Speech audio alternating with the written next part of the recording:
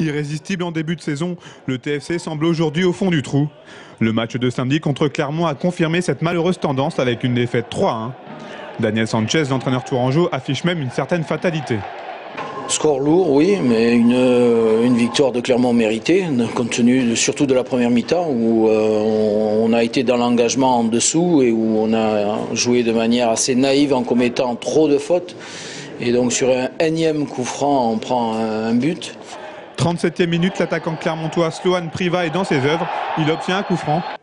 Guillaume Moulec, le maître à jouer auvergnat, se charge de le frapper. Sa frappe est sublime. Sopalski ne peut que s'incliner. Clermont mène 1-0 à la pause. Au retour des vestiaires, les Tourangeaux montrent plus d'envie et de combativité. Et pourtant, c'est Clermont qui double la mise. Alessandrini déborde de côté droit et adresse un superbe centre pour Priva. Le meilleur buteur de Ligue 2 coupe la trajectoire du ballon et bat le portier tourangeau. À la 76e minute, le TFC va encaisser un troisième but d'école. Échange dans la surface entre Priva et Hamdani.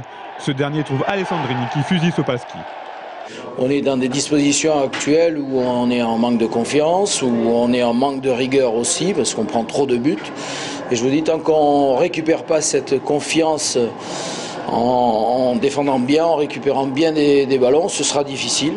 En toute fin de match, Guillet sauve l'honneur pour Tours grâce à son 11e but de la saison. Mais le mal est fait.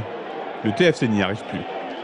Maintenant, il faut s'appuyer sur ce qu'on a bien fait et corriger ce qu'on fait pas bien en ce moment, c'est-à-dire l'agressivité, le mental. On n'est pas mentalement, on n'y est plus. J'ai l'impression qu'on est en train de perdre, de s'effriter au fur et à mesure que ça avance. Donc il faut remettre ça, faut le remettre en cause par contre. Place maintenant à la réception d'Évian lundi prochain à la Vallée du Cher. Un match attendu entre deux équipes aux trajectoires opposées. Un match télévisé, c'est toujours sympa, contre une grosse équipe d'Évian. On va tout faire, de toute façon on ne peut pas être plus mauvais qu'on ne l'a été ce soir. Donc on va surtout essayer d'être cohérent cette semaine pour aborder le match d'Évian un peu plus serein qu'on ne l'a été contre Clermont-Ferrand.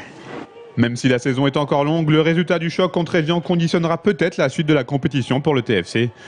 Une chose est certaine, les Tourangeaux sont encore maîtres de leur destin.